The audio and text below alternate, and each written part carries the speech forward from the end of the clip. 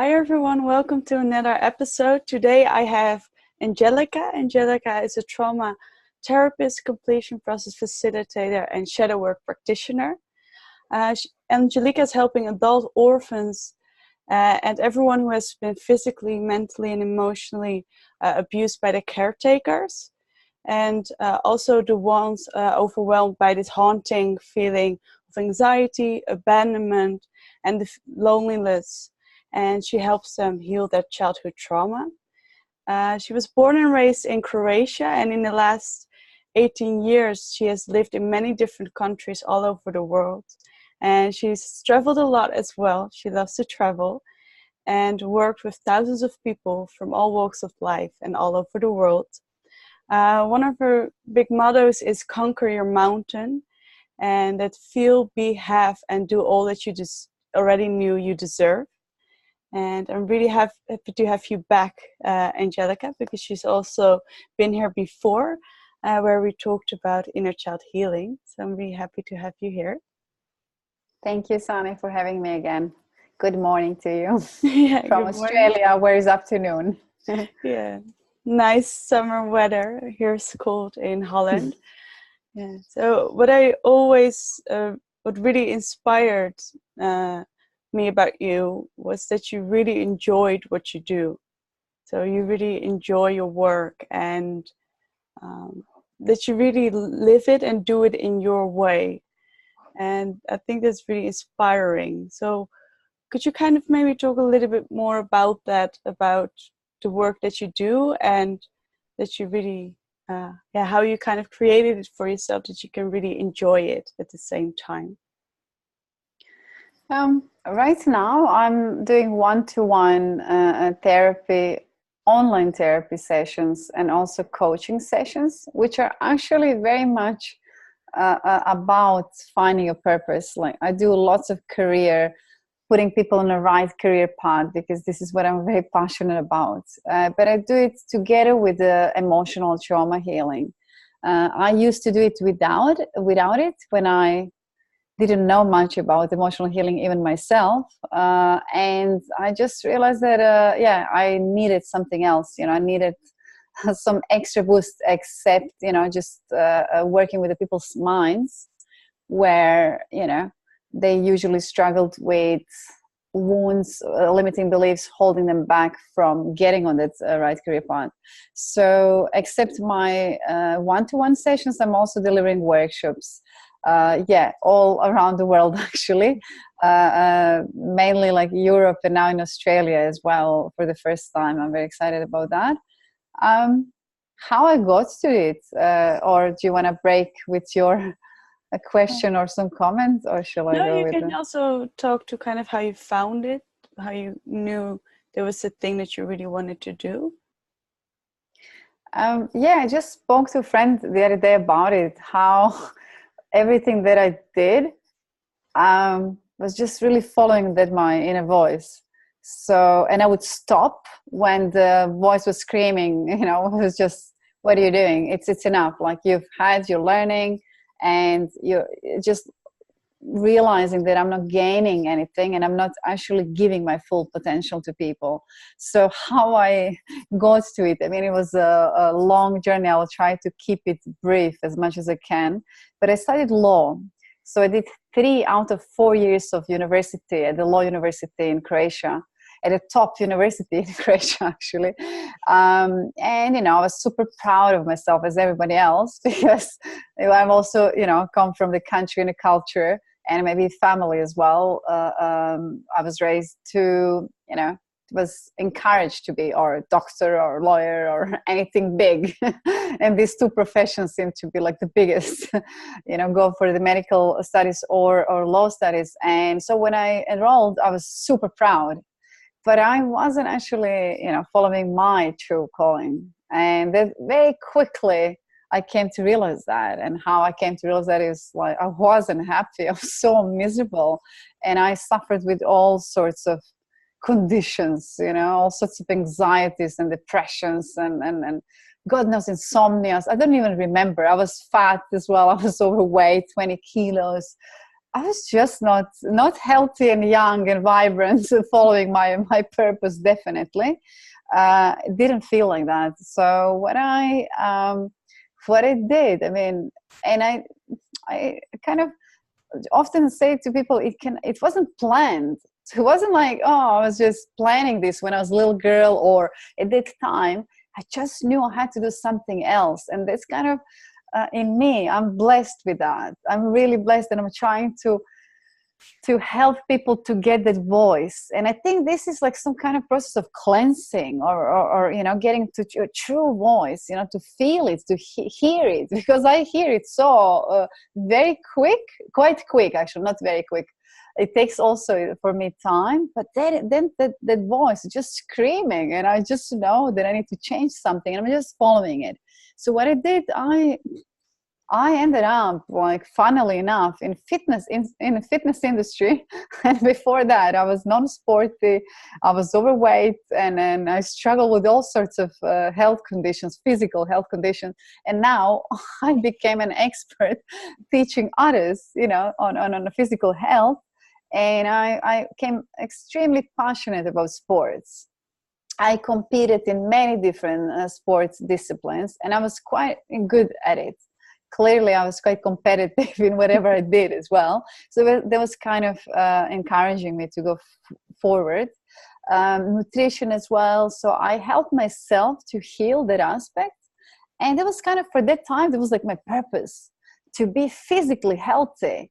And once when I got that on a track, then I become quite bored of the whole fitness industry, because I was like, okay, now I got that, and I got kind of bored of just teaching people that, because I felt there's more to it. And I also felt that although I'm physically healthy, I wasn't necessary.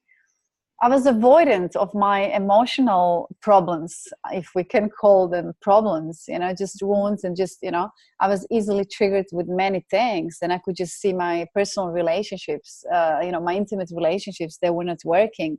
Even friendships, you know, I was breaking easily and stuff like that, not to go into my emotional healing. But like, I've just realized that, okay, I could have blamed before other people. And I could do sports, and then kind of, I often say, well, you kind of literally kill yourself physically. So you run, I don't know how many miles a day, and you do, I don't know what sort of activities in order for you to gain peace. And you do dieting, and you're kind of trying to focus on that. But you know, there is something inside, or I knew there is something inside of me. I didn't feel, again, good outside of that, you know, period when I was, you know, practicing all that. And then that kind of got me into coaching.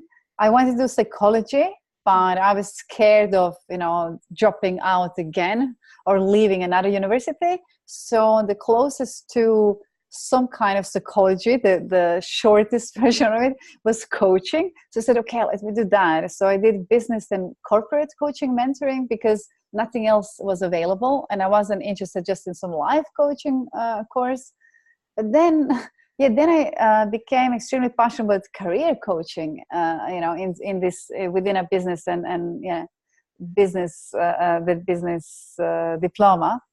And because I've already changed my own career, if we can call it so, from law, which wasn't destined for me, I ended up in fitness. And I realized, yeah, I was happy there to, you know, some point. And then I did coaching, and then I was even feeling even better. And then I combined coaching and fitness. And then I started doing wellness coaching, because I was like, I'm still passionate about health, but I'm also passionate about how to get there, not just physically. And then when I realized that I need also myself, I need emotional healing, then I went into those modalities. And then I've learned that, I practiced that, I trained myself in that. And yeah, and this is how, I think that's kind of the end of this kind of my life purpose. Not the end, but the end where I am right now. So I really feel right now, I love what I do. it's so aligned. I wouldn't do, I'm doing this for free. I'm often helping people, just giving, like helping them outside of my work. I write, I do so many things. So even if if I could do anything else, I would still do, I would come back to this. Right now, this is what I love to do.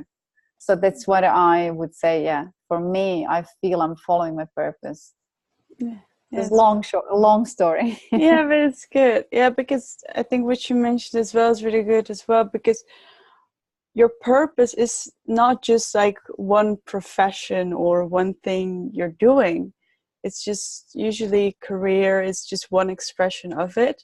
And you can also help people outside of that, like you just mentioned with writing, or just helping people in your direct environment in whatever way you can. And what I also really noticed that sometimes, and people think as well, that your purpose just comes falling out of the sky. This is exactly it. But usually it's just a process that's unfolding. And usually by first helping ourselves, we kind of find it a lot of times. Because that's how I found it as well, by first helping myself and first dealing with my own problems and with my own issues, and also creating a healthier lifestyle for myself, because I was really living a really unhealthy lifestyle for a very long time. And by first changing that, I found out, oh, this is what I really like, and I would also love to help other people do it as well, and also get really into the emotional healing. And actually, when I met you, that process really started for me, because I followed that inner voice. Because with me, it was very strongly that I wasn't in the right thing at a time. And first, I really ignored it. So I suppressed that voice. No, this is what I want to do. Because I was doing like a study that isn't that far off of what I'm doing right now. It's still helping people, and kind of coaching and therapy, combining that. But I wasn't in the right place at the right time, and I just felt it. And then I just continued going over and over again for a very long time, ignoring it. And then the voice becomes louder and louder. And then I also had the moment where I failed my first test. And I because the study was really easy for me, I didn't have to put that much into it. And then I failed. And I got really mad. I got really angry and really sad. And I was like, what is going on? I should be able to get this. Then I realized that was really the moment where I realized this isn't really what I want to do. And that is the reason why I failed at it. And not that when you fail, it means that it's not what you're supposed to do. But you should always ask yourself, do I really want this? And then if you really want something, then failure is just a lesson. And I think during that moment, during that time, when I realized, was also the moment where I contacted you as well, because I was struggling with like severe anxiety. And the same as you said, you get all these symptoms, and for some people it's depression, for some people it can be anxiety or other health issues. But it can all show us in different ways. It's like these signs, like what you're doing right now isn't healthy for you, and it doesn't really make you happy. And would you maybe have some advice for people as well who are in a situation, their voice is saying like, you should change something, you should do something differently. But then maybe some advice for people who are in this situation and want to make a shift? Actually, I'm not sure would it answer your question, but I think it's related to it. Yes. Good. When I was listening to you, it's literally what I kind of got here for me. The point was, do stuff that makes you good, makes you feel good, makes you feeling happy. Because like one thing is to be anxious, one thing is to be excited, and kind of you can't go to bed or wake up and you think about things that you want to do. And I think this for me is purpose. This for me, so if if there could be advice, this is what I would advise to people, because it just feels good. Whatever you're good at, like you said, it doesn't have to be just career. You said it so well. It can be just, you know, help a neighbor, you know, your family member, your friend, with whatever you're good at, you know, make something, whatever you're good at, you know, is that a food, you know, anything is an art, and anything is actually a gift, you know, and a talent. So, but I think that is for me, like, you feel inside good when you're doing it. And you can actually, yeah, you can get excited and you can get tired and you can get even exhausted from it, but you know it's good. So you just need to limit and you need to give yourself time to do it. Because, yeah, we were just speaking about it before we started the recording, that, you know, I decided to give myself some chunk of time for my work. So for me, still to do my healthy routine, to do my exercise, morning exercise, yoga, meditation, walk on a beach, you know, in the evening as well, my downtime from the just living the purpose for me and other people, because we need a break as well from living our purpose. We just need some basic requirements that our body needs, our body, mind, and soul, actually, every single day. It's like brushing the teeth, actually. Yeah, I definitely agree with that 100%, because what I realized as well is that it's really, when we really do what we love, we can kind of get obsessive about it. So we can check our emails first thing in the morning, or constantly check for messages and things like that. But then it really, when you look at it, it really doesn't matter if you would reply an hour later or an hour and a half later, you know. And for what I always do is to not do it like first thing in the morning or the last thing you do in the evening, and really to set the time out for those practices as well. And what you also said about doing what you love, what I just started doing is just watching videos, documentaries, but things that really interest me. And I started reading book about all these different subjects, about emotional healing and how it all works, far before I realized that that is actually what I wanted to do. So I think it's also really important to really follow your joys, or follow what feels good, and the thing that makes you curious, you know, because what like sparks this curiosity in you, you know, when you hear someone speak about it, oh, I want to hear more about that.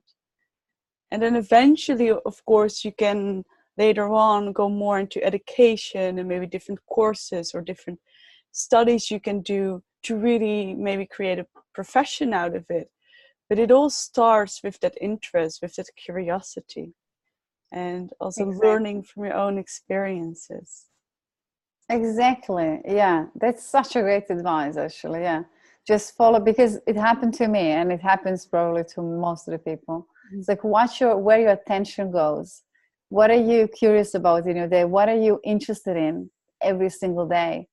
And even people who think, oh, well, what I do, that's actually unhealthy, or that's, you know, they maybe laugh at, this can actually lead them to their purpose. I'm sure of it. Mm-hmm. Yeah, and we all do it in a different way. You know, so some of us have more maybe what other people would call like the workaholic tendency to really put yourself completely in something. But for some people, that's actually healthy. And I've also met a lot of people, including myself, that have the tendency to go towards addiction.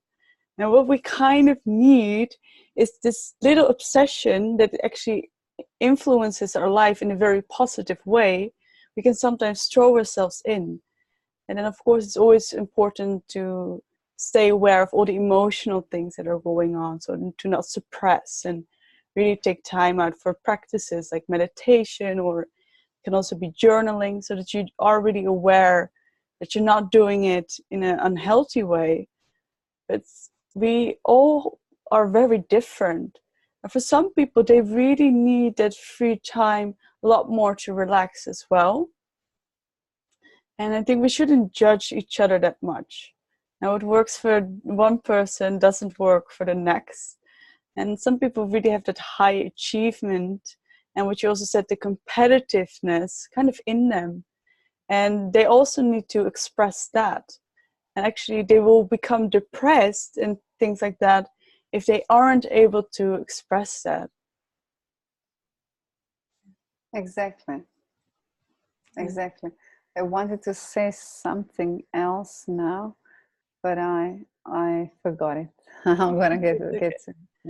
Yeah, because what you also hear a lot of times as well is that when you would say you can do what you love or something you really enjoy doing, and I think a lot of people still have this belief, and it usually comes from their parents, their family, and society, that you can't really make a living out of it. You know, so would you maybe have something to add on to that? Yes, and now I remembered what I wanted to say. It is, Sana, because I know you a little bit and you know me, sometimes I think also can be annoying for some people who are now in some kind of crappy job. I mean, crappy for them. They feel it's crappy. They don't like it. They're frustrated, or they study something and they focus their time, the energy all goes on that. They don't have time. They're like, when the heck am I going to discover my purpose? What are you talking about? I have no joy. Because just then, and it can be really frustrating. And I can understand this because, you know, where I'm sitting now, we're almost talking about 20 years after I started following it. So it does get easier because I have time. I created myself a time, and it wasn't easy. And this is also, you know, not that I'm justifying, but people, they need to know there's some kind of process in life. So when I would, also say to people that it's okay to be where they are and kind of just recognize the voice of frustration and a voice of whatever negative, it feels negative. Because that is the voice of change, and that is the voice that if you give it, enough, it just needs time. It needs a proper, timing for each of us, and it's gonna fuel you to move in towards something else, even if it's gonna be just, as I often did, just nothing. I would close one chapter and I would get told that I'm silly, even stupid at times, and I didn't know what my next step is. And then I found out because I gave myself time. And yes, it was tough, and it is tough when you don't have money, and I've been there. So no money, and the time is running out, but sometimes you also need to give yourself a break. And you can get aligned to yourself, So yeah, there is for everybody, there's going to be a different process, and it's just like, I think it's just tuning in, because I'm sure regardless of if you travel by public transport or you drive, there's that kind of commuting time that I've often also used, for self-reflection.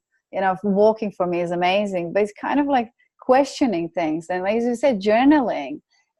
We all have free time, and some crappy job can provide you for, like, you're just doing what you need to do, and sometimes you have time. So in that time that you're on Facebook, instead of doing that, just start kind of maybe setting yourself some questions, and draw or write, what is that, or what are you frustrated with, because that's going to be opposite of your your purpose, basically. Yeah, that's really good advice as well, because I think sometimes when you hear people speak about purpose and things like that, it all seems kind of airy-fairy and really beautiful. But actually, what you mentioned as well, the transition period can be really difficult. And I've experienced it as well, because what can be most difficult when you let go of one thing, and like you said, you don't know what's about to happen next. And then people around you are like, what is she doing? Has she lost it or anything? But I think it's really, and I know it's really difficult, but it's important to trust and to continue to invest in yourself. And I don't mean just money, but like you said, time. So invest the time in yourself to allow yourself to be creative and maybe draw and journal and really invest back in yourself. And instead of, like you said, wasting your time maybe on social media or doing what is for you meaningless things. And I know that it can be really difficult when you don't know what's on the other side of it. So that is, I think, one of the hardest things for me, was when you kind of know that you made the right decision because you followed that inner voice, and then still things aren't really showing up yet. So that's what I had as well. And then it's really important, like what you said as well, is that it's a process. It's a process that unfolds, and it's not that it just happens overnight, because along the way, during the process, you learn so many different things, and you grow so much. Just it's by trying to find it. And what actually happens is not that you actually find it somewhere outside of yourself. It's more like discovering it. Like, oh, I was already doing a lot of these things.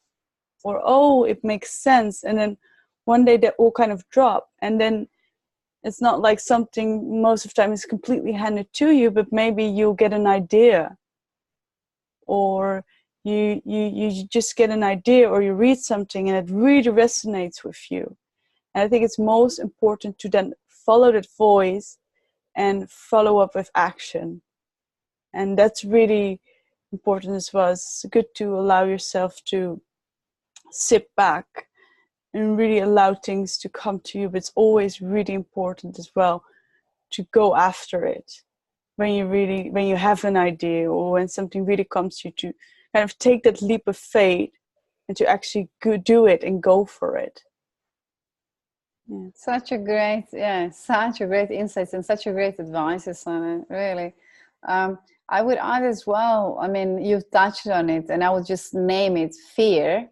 That's a fear in all what kind of stops us, of taking the leap of faith. Because again, it's easier said than done. Oh, just take a leap of faith. And people are like, because you get absolutely frozen in that fear. And I just want to, maybe there is one tip that maybe I would give to people. Just recognize, how are you handling the fear? How is the fear in your life? How is it showing? And how are you with the fear? And if it's from the small things, for example, I'll give my personal example of where I was conquering some kind of, different fears, not, related to my purpose. Maybe actually it was, diving or jumping, like I did lots of canyoning where you have to jump from like high cliffs. And I've done climbing, I've done many things which were adventurous and extreme, but I was scared of jumping, even not from the high cliff, from something really pathetic, like even from some boats, in an ocean, in the water. And for me, I was like, I was kind of not happy with myself that, this kind of, why everybody just does it, they jump it, and I don't. And then I started practicing, because of noticing what does work for me. And for me, it was just like, excuse my French, bloody jump, just jump. Instead of, because there's sometimes they were like, even my friends, they were recording videos of me. They were like, come on, because there was like queue of people behind me, and I was just making show for everyone from my fear. And then one day I just got frustrated with it all. And I said, I'm never going to be show for everyone there. And this is just a simple, silly, but not so silly thing with the fear and what it does. Very soon I realized that friends who are actually good with jumping in the water, I'm actually teaching them how to jump out of their jobs that they're unhappy, which for me seemed to be easier. Although this is like the whole of my life and the future depends on. I would say I did it easier, although it was hard. So what I want to say, that it's okay to feel the fear. It's okay to have extreme fear and anxiety. You don't know what your future, is going to be like. And what you said is extremely important. Always, I would write myself something like, I'm always supported. All is always well. I remember at the time when I was reading Louise Hay, still this her sentence, all is always well, with her she had very motherly voice to me. I was like, all is always well. They would just calm me. So if you need to put it on your forehead, put it on a mirror or somewhere, some words that calm you and that they remind you to trust, as you said. And yeah, and just know it's normal, and everybody has it, and everybody does it. And as I said, recognize how are you dealing with the fear, and how can you conquer it easier. For me, that was literally saying, okay, I always get a little bit frustrated and angry, and I said, I'm not going to be like, I'm just going to do it. And then I just do it. And that was my way. And that's kind of how I now, you know, for some time, I'm actually doing it. When I recognize the fear, I'm with it, but I'm not giving it too much time to block me and stop me, if you understand me, of what I want to do, because I feel that, you know, inner child, my you know, inner voice, my soul, what it wants to do. And it's just like fear. What are other people going to say? What the world is going to say? Am I going to be rewarded? And, you know, all the things that everybody else goes through. So I'm jumping now, you know, not again straight away, but yeah, doing it quicker than before, because I feel, yeah, following your inner fire for me is so important. And because older I become, I'm always saying older I'm becoming, also I feel time in this, you know, on this time for me as a human being, you know, I'm not going to be here forever, and I do want to do so many things. So for me, that is fire that drives me, and I'm blessed with it. You know, I'm really truly blessed with it. Yeah, that's the thing that inspired me to actually just do it, is to realize that I had this moment where I realized, and I was 18 years old, and I actually had a heart attack then, and I was in the hospital, and I realized that moment after when I woke up, and I was so happy to be alive, and this realization came that I was wasting my potential. And that is what you do when you're not living your purpose, and that is usually that anxiety, that depression, and that extreme fear, this the knowing, it's usually subconscious, that you're wasting your potential. Like we have those on, what am I doing this for? Or, and you're kind of in it, and you wake up every day, and you just don't know it anymore, and you just do it because you have to do it, but you don't know why. And usually the moments where we find out that we aren't doing what we love are really difficult moments and difficult times. And because that actually usually wakes us up. It's like we sometimes need to get to a certain pain point in order to realize what we're doing right now isn't working. And when you want to change that, a lot of fear can come up. And you give an example of that fear of like jumping in the water and diving. But it's kind of a very good metaphor of what fear actually is, because I had it as well, is that I always had the fear of doing handstands and standing on my head. And I would push it forward all the time because I do CrossFit, and it is a very important skill you have to have as well to be able to do handstand push-ups and handstand walks. I'm not there yet because I pushed forward for so long. I was like, no, I don't have to do it. But then I came to this point, like, no, it's over now. Even in the beginning, if I kind of suck at it, so I'm not as good, I'm going to do it, and I'm going to try. So then over and over again, I would sometimes not even make a handstand, but I would do it, and then 10 times, give myself a break, and do it again. And to realize that, to not let that fear hold you back. And in the beginning, the first time you're doing it, that fear is really big and it's really strong. And the more you do it, like the smaller that fear gets. It will still be present, and you probably still have it when you do new things. But it's not as big as the first time. You know, so taking a leap of faith is always scary. You know, that's why it's a leap. You know, that's why it's the leap. It's the little jump that we always find so scary. But when you do it a lot, and you've probably also noticed with the jumping, as well, it gets less scary during the process. So it's also overcoming fear. I think it's just a practice in itself. Yeah, so good. That's that reminded me of, you know, when they're saying do every day one thing that makes you uncomfortable. And I think that is also what maybe people could, you know, take from our conversation as their practice. And it can be really something really small, as you said, but try to do every day something that makes you uncomfortable, even a little bit. You know, for example, I don't know, even brushing your teeth with a, you know, non-dominant hand can be like uncomfortable. It's not as comfortable. Just and it is so, you know, you cannot be so afraid of it. You know, it's just not comfortable. And I think, yeah, that's definitely practicing it. They also mentioning like, you know, having a really cold shower, you know, first thing even in the morning or once a day. You know, I did practice that for a while as well. I did get lazy, I must admit, but like I think that can also help. You know, some kind of small practices where, you know, you're challenging yourself and you're not yeah, you're getting yourself out of your comfort zone.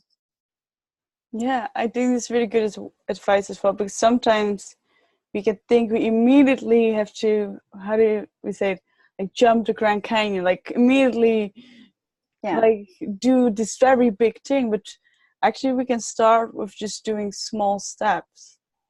And actually this actually helped me to really overcome anxiety. Of course, first of all, to really heal with the underlying emotional wounds that caused it. But the more practical way of, for me, overcoming anxiety was simply doing things that actually scared me. So I was actually going in the opposite direction of what's usually recommended with anxiety, is to feel safe. And it's very important to create safety for yourself. But what I realized is that that's actually, when now looking back, the way I overcome my anxiety, by constantly doing things I was afraid of. Because now when it comes up, this anxious feeling can sometimes still come up, but then I'm not powerless to it anymore. And that's the thing. Anxiety itself is uncomfortable feeling, of course, but it isn't the reason why it can really get us down and limit us in life is when we feel powerless to it. And the same as with any other emotion. And I was also wondering if you kind of, yeah, you really gave some advice as well, but what can kind of be the first step towards finding your purpose? So to maybe something someone can do, or a question they can maybe ask, whatever it is. Yeah, that's what I mean, the first thing that came to my mind would be I would just feel, I would feel, what am I happy with in my life? Why what am I not happy with? For me, actually, me personally, I would ask myself, what am I frustrated with, you know, in my life? And usually there is, you know, opposite of living the purpose. Most of the times, because, you know, most of the people, they spend their day, they spend their life working. And most of the frustrations are related to it as well, because that follows, you know, with unhealthy you know, lifestyle, even a choice of partner, or they don't have time to take care of anything else because they gave themselves into something that they don't like, you know. And it's kind of, so yeah, I think would be feeling it, asking yourself. You can close your eyes, you don't have to, you can write it down, or you can speak to your friends, or, you know, speak to yourself out loud in front of the mirror, talk to yourself, but feel, you know, what am I happy with, what am I, you know, satisfied and happy with, and what I'm not satisfied and not happy with. What am I frustrated? What is my biggest frustration in life? And then what's opposite? Always write down what's opposite. Don't leave yourself with the frustrations. You know, the frustration is just, you know, the next step from frustration is already, it can be, you know, finding a purpose and going for living your purpose. Yeah, that's really good. And sometimes we first need to remove kind of the blocks that we have to living our purpose, and it can be fear of frustration, or which is mentioned as well, unhealthy habits and relationship. And then we kind of allow it to come up. And I think it's also really good as well what you did, because when you have the frustrations, to not just stay with that, but, oh, I can actually do something with it, and just find what's the opposite to that. So what do I really like, and what do I really love? And to just make a giant list of it. Or what do I feel I'm really good at? You know, a lot of times we also really focus on the things we're not good at, or the things that aren't good enough. And we can sometimes, because of that insecurity, we can kind of block out the things we are really good at and we're not seeing. And sometimes it can also just help to ask other people, because sometimes other people can see things that we aren't seeing. And of course, it's always most important to trust yourself in the process, but I always feel like other people can give you really good insights as well. Yeah, that's very valuable advice, Anne. Yeah. And Angelica, it's really great having you here. I would like to still ask you one last question before we kind of wrap it up for this episode. And that is, what is kind of a big fear you are facing right now, or has recently faced? Wow. Okay, I mean, I want to first say what came to my mind, because I talked about it, but I'm like conquered, or I feel like conquered it. But it was so recent that I realized that I was always one-to-one. I like to work one-to-one with my clients for so many years. And I made even myself a promise that I'm going to live predominantly from the workshops, from the group work. You know, that's kind of my what I want to do. And that's where I shine. And I had extreme anxiety when it comes to groups. I always felt, but not everybody will, get this, or not everybody will like me. That was my limiting belief, which was stopping me of that. So I would say that was concrete. And now, like, it's really interesting. You're asking me that. I'll have to get back to you on that, because I really don't. At a moment, I'm so immersed in my work and actually following a lot of my purpose that I can't think of anything, to be honest. I can't think of anything from maybe you speak, and if I think of anything, I'll let you know. Yeah, because that can happen as well. So it's really good, I think, that you mention it, because for a lot of us, maybe we already find something really enjoy and love doing. So for example, like you, but then we have this feeling, we have this urge that we need to take it to another level. And that can also be really scary, because then you kind of already created something for yourself.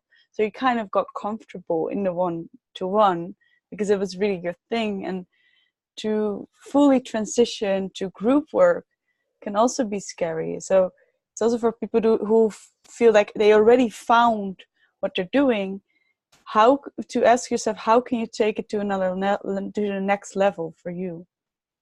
So I think it's always good to get uncomfortable. I got it before you go, because I wanted to ask you the same thing about your fear right now, your current fear, but I got it. It's basically doing whatever I wanted to do, whatever I did in Europe or Middle East and wherever I was living. Now to do it for the first time in Australia. And Australia, I just realized here, wow, it's a market where no one knows me. It's a continent. It's not just a country. So it's huge. And yeah, my fear first was like, first I was thinking I'm great, but then I realized, well, nobody actually knows me, and I do need to prove to people here that they need to hear, about me. So I do need to do, lots of work here. So yeah, there's one of the fears.